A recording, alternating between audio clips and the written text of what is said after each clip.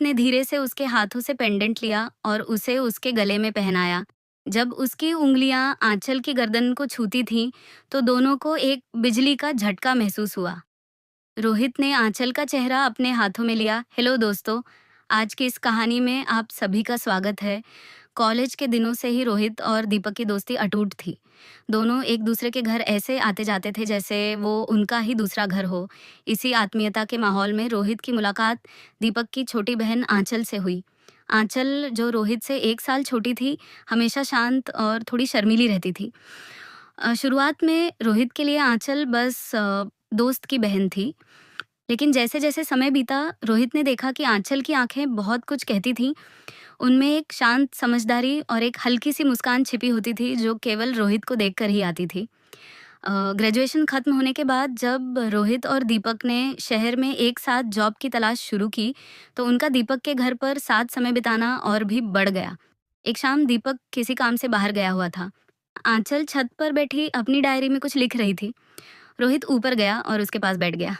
चांदनी रात थी और हवा में हल्की ठंडक थी। क्या लिख रही हो, आंचल? रोहित ने धीरे से पूछा। आंचल ने तुरंत डायरी बंद कर दी। कुछ नहीं, बस यूं ही। रोहित मुस्कुराया। अच्छा, मुझे लगा तुम किसी सितारे से बात कर रही हो। तुम कितनी शांत रहती हो ना, तुम्हें देखकर लगता है जैसे तुम्हें दुनिया की सारी बातें पता है, पर तुम बोलती नहीं हो। आंचल ने अपनी नजरें उठाई।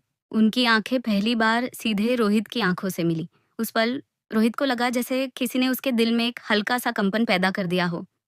दीपक भैया कहते हैं कि ज्यादा बोलना अच्छा नहीं होता, उसने फुसफुसाते हुए कहा। दीपक तो बहुत कुछ कहता है, पर तुम उसे हर बात में क्यों सुनती हो? रोहित ने नटखट अंदाज में पूछा। आंचल बस मुस्कुरा दी। उस रात उनकी यह छोटी सी बातचीत उनकी दोस्ती की दिशा बदलने वाली पहली फुसफुसाहट बन गई। इसके बाद रोहित और अंचल ने एक दूसरे के साथ छोटी छोटी चीजें साझा करना शुरू कर दिया। कभी कभी जब दीपक देर रात तक काम करता, तो रोहित उसे छोड़ने के बहाने देर तक आंचल के साथ बातें करता रहता। एक बार आंचल का जन्मदिन था। रोहित ने दीपक को बताए बिना उसके लिए एक बहुत ही सुंदर चांदी का पेंडेंट खरीदा। उसने वो पेंडेंट आंचल को तब दिया जब वे दोनों घर के पिछले गार्डन में अकेले थे। यह तुम्हारे लिए है, आंचल, किसी को मत बताना, रोहित ने दबे स्वर में कहा। आंचल ने पेंडेंट देखा। वह इतनी खुश थी कि उसके चेहरे पर एक अलग ही चमक आ गई। ये बहुत सुंदर है रोहित, मुझे यकीन नहीं हो रहा। उसकी आवाज में एक अजीब सी भावुकता थी। रोहित ने धीरे से उसके हाथों से पेंडेंट लिया और उसे उसके गले में पहनाया। जब उसकी उंगलियां आंचल की गर्दन को छूती थीं, तो दोनों को एक बिजली का झटका महसूस हुआ। रोहित ने आंचल का चेहरा अपने हाथों में लिया। उनकी नजदीकियां बढ़ गईं। हवा रुक सी गई थी। तुम बहुत खूबसूरत हो, आंचल, रोहित ने लगभग सांस रोके हुए कहा। आंचल की आंखें बंद हो गईं और इससे पहले कि वे कुछ और कह पाते, रोहित ने धीरे से उसके होठों पर अपने होठ रख दिए। ये उनकी पहली हल्की और मासूम किस थी। यह एक वादा था जो बिना किसी शब्द के किया गया था।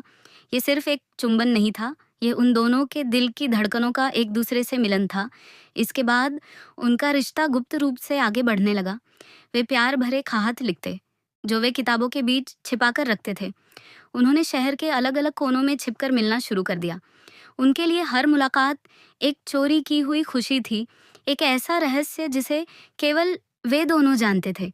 उनका प्यार समय के साथ गहरा और भावुक होता गया। रोहित आंचल के हर छोटे से छोटे सपने को जानता था और आंचल रोहित के हर डर और उम्मीद को समझती थी। उनकी बातचीत रात के खाने के बाद फोन पर होती थी, जब वे दोनों अपने अपने कमरों में होते थे। वे घंटों एक दूसरे को सुनते, मीठी बातें करते और कभी कभी तो बस खामोशी में भी एक दूसरे की मौजूदगी को महसूस करते थे। 1 साल गुजर गया और उनका प्यार अब एक गहरे अटल बंधन में बदल चुका था। एक ऐसी रात जब दीपक अपने दोस्तों के साथ वीकेंड के लिए बाहर गया हुआ था और आंचल के माता पिता भी शहर से बाहर थे, रोहित आंचल के घर आया। ये पहली बार था जब वे पूरी रात अकेले थे। रात के उस सन्नाटे में उनका प्यार अपने चरम पर था। उन्होंने एक दूसरे को अपने दिल की गहराइयों से चाहा। उनकी रोमांटिक अंतरंगता ने उनके रिश्ते को एक नई ऊंचाई दी, जहां वे दोनों सिर्फ प्रेमी नहीं बल्कि एक दूसरे के भविष्य का हिस्सा बन गए थे। उन्होंने एक दूसरे से शादी करने और हमेशा साथ रहने का वादा किया। 3 महीने बाद आंचल थोड़ी शांत और उदास रहने लगी। उसे अक्सर उल्टी होती और वह कमज़ोर महसूस करने लगी।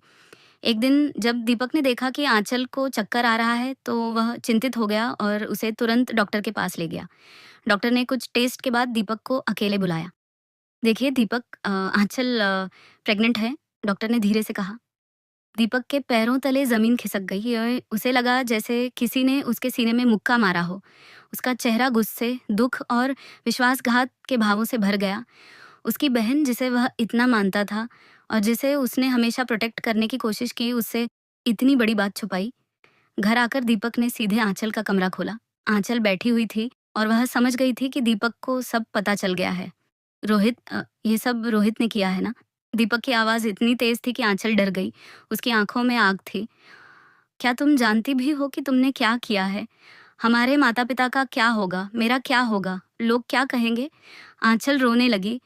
भैया, मैंने जानबूझकर कुछ नहीं किया। मैं और रोहित, हम एक दूसरे से बहुत प्यार करते हैं। हमने वादा किया है कि हम शादी करेंगे। प्यार? दीपक ने चिल्लाते हुए कहा।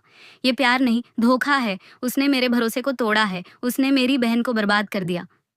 अगले ही पल दीपक ने अपना फ़ोन निकाला और रोहित को फ़ोन किया। "अ, अभी के अभी मेरे घर आ।"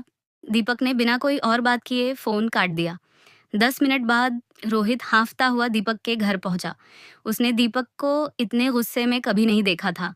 दीपक ने दरवाज़ा खोला और सीधे रोहित को अंदर खींच लिया। "क्या तुमने आंचल से प्यार किया?" दीपक ने पूछा। उसकी आवाज़ में एक भयावह शांति थी। रोहित ने सिर झुका लिया। "हाँ, दीपक, मैं उसे बहुत प्यार करता हूँ।" "और तुमने जो किया, क्या वह भी प्यार था?" दीपक ने अपनी मुट्ठी भींच ली। रोहित ने हिम्मत करके आंचल की ओर देखा, फिर दीपक की आंखों में देखा।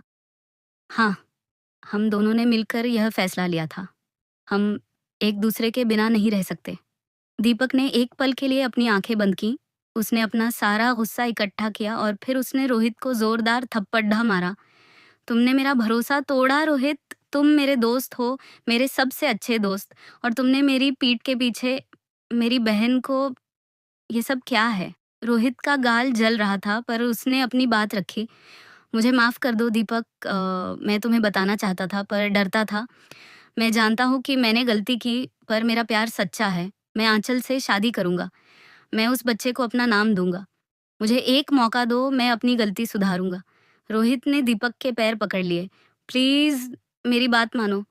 मैं आंचल के बिना नहीं रह सकता। तुम हमारे प्यार को समझो।" दीपक आंचल की तरफ मुड़ा, जो अब भी रो रही थी। उसने देखा कि आंचल का चेहरा प्यार और डर के मिले-जुले भावों से भरा था। उसने देखा कि आंचल ने अब भी वही चांदी का पेंडेंट पहना हुआ था, जो रोहित ने उसे दिया था। दीपक ने एक गहरी सांस ली। उसका गुस्सा धीरे-धीरे पिघल रहा था और उसकी जगह एक गहरी चिंता और जिम्मेदारी ले रही थी। वह जानता था कि इस बच्चे की ज़िम्मेदारी सिर्फ़ रोहित या आंचल की नहीं थी, बल्कि उसके पूरे परिवार की थी। उसने अपने दोस्त रोहित को देखा, जो हमेशा उसके साथ खड़ा रहा था, और उसने महसूस किया कि रोहित का प्यार शायद सच में सच्चा था।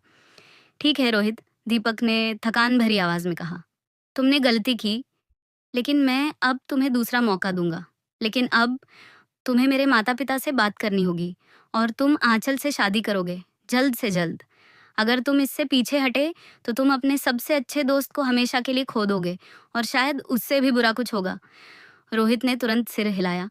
उसने उठकर दीपक को गले लगा लिया। आंचल ने राहत की सांस ली। उस पल दीपक के गुस्से ने उनके प्यार के सामने घुटने टेक दिए थे, और वह एक दोस्त की तरह उनकी ढाल बनने को तैयार था। अगले हफ्ते रोहित के माता-पिता दीपक के घर आए और दोनों परिवारों ने सारी बातें की। बहुत सारे आंसू और बहस के बाद दोनों परिवारों ने इस रिश्ते को मंजूरी दे दी।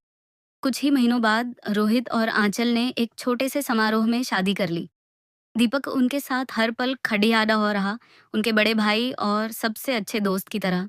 शादी के बाद एक रात रोहित और आंचल छत पर बैठे थे, उसी जगह जहां उनका प्यार शुरू हुआ था। आंचल ने अपना सिर रोहित के कंधे पर टिकाया। "रोहित, तुम्हें कभी बुरा तो नहीं लगा? मतलब, सब कुछ इस तरह से हुआ?" आंचल ने फुसफुसाते हुए पूछा। रोहित ने आंचल का हाथ थामा और उसे चूमा। "बिल्कुल नहीं मेरी जान, हमारा प्यार इतना सच्चा था कि इसे सामने आना ही था, चाहे तरीका कैसा भी रहा हो। और अब हमारे पास हमारा बच्चा है। यह हमारी ज़िंदगी का सबसे खूबसूरत तोहफ़ा है। हमारा प्यार एक खूबसूरत परिणाम में बदल गया है। उस रात चांदनी पहले से भी ज़्यादा खूबसूरत लग रही थी और उस रोमांटिक रात में रोहित और आंचल ने अपने आने वाले बच्चे के नाम और सुनहरे भविष्य के बारे में सपने देखे। कमेंट करके ज़रूर बताइएगा कि आपको यह कहानी कैसी लगी। अगर आपको यह कहानी पसंद आई हो तो इसे लाइक करें और अपने दोस्तों के साथ भी शेयर करें। आगे भी ऐसी रोमांचक कहानियों के लिए हमारे चैनल को सब्सक्राइब करें और बेल आइकन दबाना ना भूलें।